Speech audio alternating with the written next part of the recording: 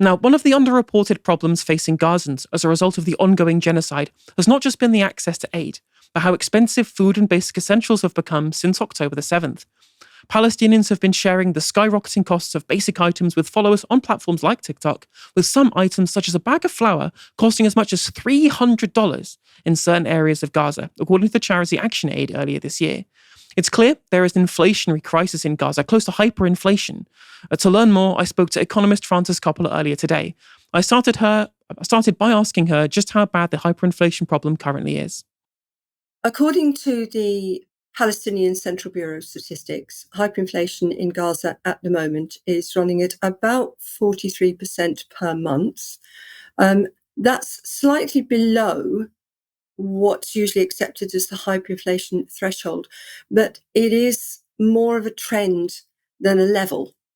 So in April, it was running at 70% a month. It's come down a bit, but it's still on the same kind of generally very high inflation line at the moment. Since the 1980s, most people have perceived inflation to be a purely monetary phenomenon. Is this the case in Gaza? Well, it's a little complicated because Gaza doesn't have its own currency. Gaza uses the Israeli shekel and is also a very cash-based economy. So the Israeli shekels that it's using are banknotes and coins predominantly. There's not a great use of digital currency there, largely because they've got internet outages and huge restriction on electricity supply. There are parts of Gaza where you simply can't do a digital transaction. And so most transactions are in physical cash. Israel fixed the supply of physical cash in October 2023. It imposed a total embargo on any further supplies. So the banknotes circulating in Gaza now are the ones that were circulating in 2023. They're gradually degrading. So if anything, the money supply for most transactions is actually falling.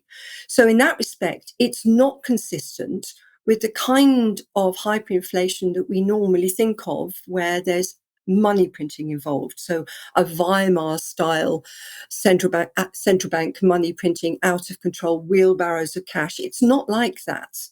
It is actually just prices going up and up and up and up.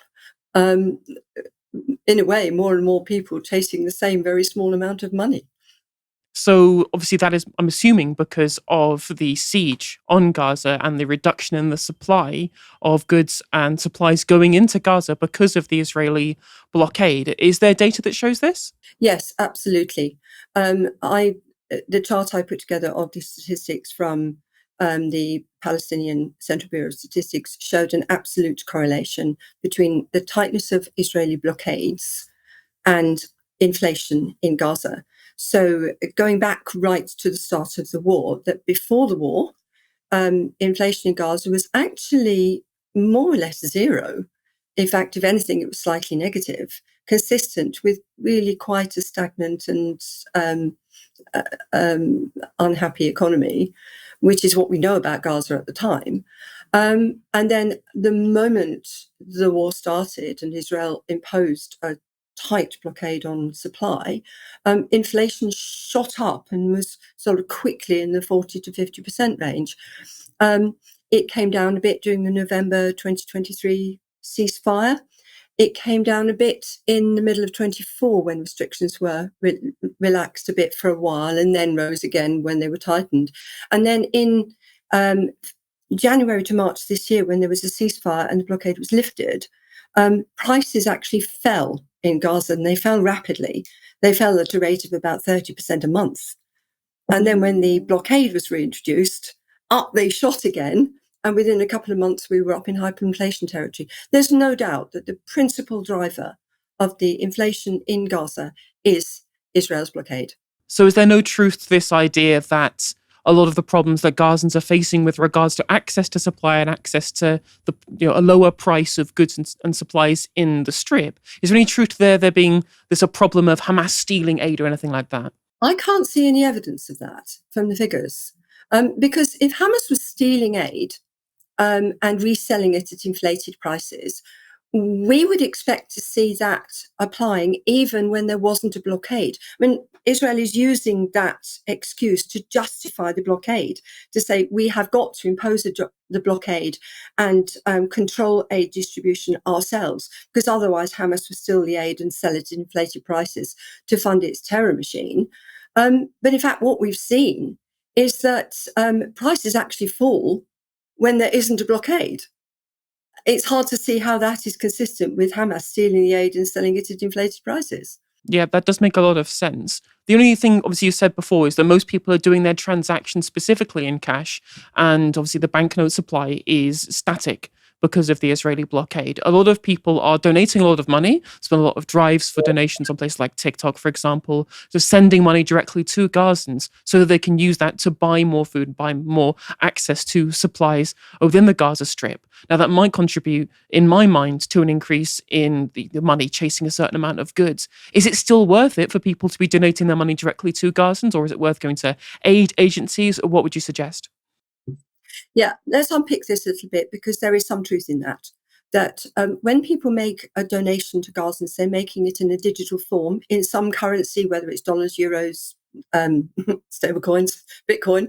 All of those are suffering from falling exchange rates versus the physical cash Israeli shekel in Gaza. And that's because right now in Gaza, the hardest money of all is the Israeli shekel. So when you make a donation, a fair amount of that is going to disappear in fees and charges to the few people who are willing to exchange digital money for cash, which they do so at their own risk, given the supply of banknotes is so low. The more banknotes become scarce, the more they charge to exchange digital money for banknotes, and so the more the effective exchange rate falls. And the other problem, of course, is that when you make a donation to people who are desperately short of the money they need to buy food because the prices are rising so much, if you give them money to buy food, that does feed the inflation. So to some extent, the inflation in Gaza is fed by donations. But that's not a reason not to donate, because if you don't, they're going to die. For my money, feeding inflation is not as serious a problem as allowing people to die because they haven't got any money. So for goodness sake, keep donating. I know it's off-putting seeing so much of the money disappearing in fees and charges and higher prices, but I just think we need to keep people alive. Yeah, that certainly is my opinion on that matter as well. Speaking of which, on a different note, I follow your content pretty closely. I really enjoyed your bits on economics more broadly within the United Kingdom, such as people's quantitative easing. I followed a lot of that work pretty closely. But since I've been following on social media, what I have noticed is a lot of your opinions on Israel-Palestine conflict have developed a lot since October the 7th. Can you take us through what your opinions used to be on Israel-Palestine and how you came to change your mind on a lot of these issues?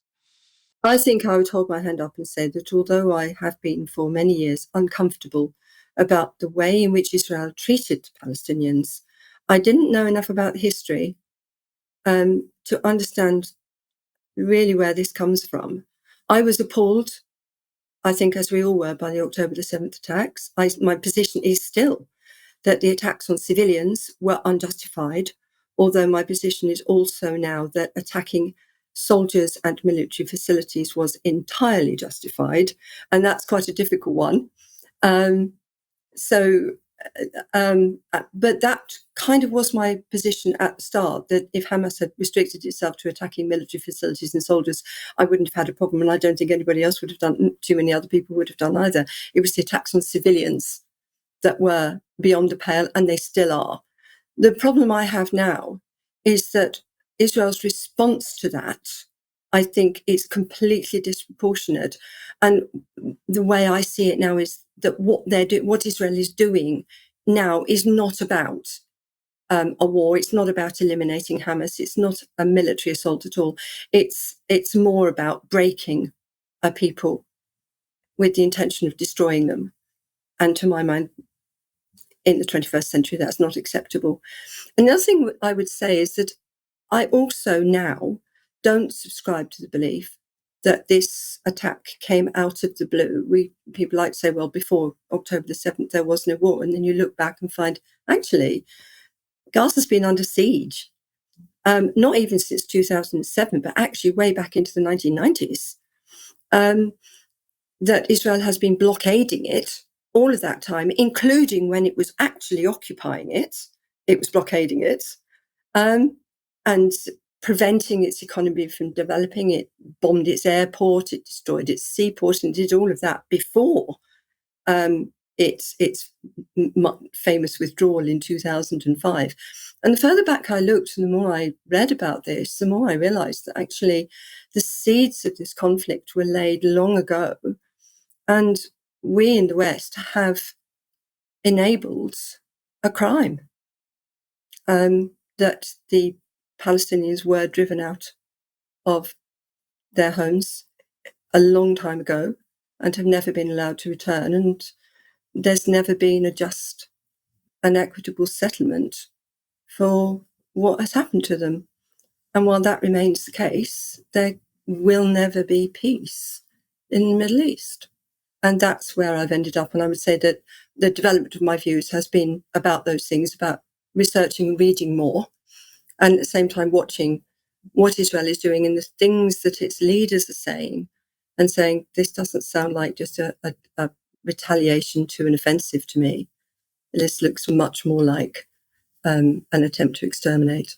That's, I think, something that a lot of people will chime with, especially in the run-up to the 1980s, when we didn't have a lot of the information from the Nakba, before the new historians had understood the reality that actually it wasn't the Arab armies telling people to flee. People fled for their lives because there was an attempt to drive them out at gunpoint by people like the Haganah and the IDF during the Nakba. And this was hidden from a lot of the West for so long. So popular opinion is based off of incomplete information. And the more people in the wake of October the 7th have done what you have done and have researched the reality of the history of the Palestinians, we have seen Western sentiment of sympathy towards the Palestinians in the highest that it's basically ever been. So I think this is probably not an isolated case in terms of people coming to terms with the reality of the history of what's happened between Israel and Palestine. And this latest round of attacks on Palestinians from Israel is just a continuation of the further desire for what they see as the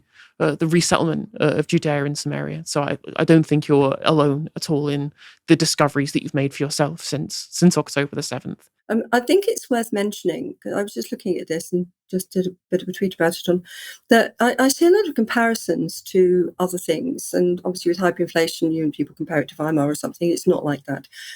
I've seen comparisons to the Warsaw Ghetto, and that raises all sorts of hackles. And I actually think a better comparison is the siege of Leningrad. That Israel perceives itself as being in a war. So it's bombarding Gaza, not just starving it. And that the purpose of a siege in war is always to starve the population into surrendering. And that it very often fails. That in Leningrad, it failed. 1.5 million people died in Leningrad, nearly half the population, and yet the city never surrendered. I think it's worth remembering that, and I think that the Israeli leadership would do well to study that. It's true, and and what's happened in response is that they say that the war is to eliminate Hamas, and in reality, all it's done is drive recruitment for the Al-Qassam brigades. The level of the kind of military resources that Hamas have within the Al-Qassam brigades has essentially stayed static since the start of the war, right? They've been able to recruit so many people to the cause that the military capacity of the Al-Qassam brigades is the same as it was 21 months ago. Because what's an easiest way to radicalize a population against you? It's go to war with them and try to eliminate them. Quite hilarious, actually, because those figures come from Israel. They come from the IDF. And at the same time, the IDF is saying, well, Hamas has actually got as many people as it had at the beginning, if not more. And yet they've been waging war for 22 months to try and eliminate them. So either they're just an incredibly useless army, or Hamas is recruiting, and either way they're losing. I mean, to be fair, at least part of this is the fact that Netanyahu is essentially just trying to prolong the war for as long as it gets him to stay in power. Of course, he does have other desires of conquest too, but this is why when the Haredi party look like they're going to collapse the coalition over the draft for Haredi Jews, immediately, oh no, we've got to strike Iran. I've got to attack Iran now. The coalition might face the actual court charges that I've got against me. So that's been the case for a very long time that Netanyahu is addicted to power. Absolutely. He's currently bombing Syria because the recess is coming up and he's trying to survive. It's absolutely blatant, to be honest. Yeah. I'm just astonished that anybody falls for this, but people do. And I think the collective blindness, the sort of willful blindness, really, of political leaders in the West to what are pretty blatant things by the Israeli leadership is, I don't know what to say, really. So it's more than just disturbing. It strikes me as incredibly corrupt.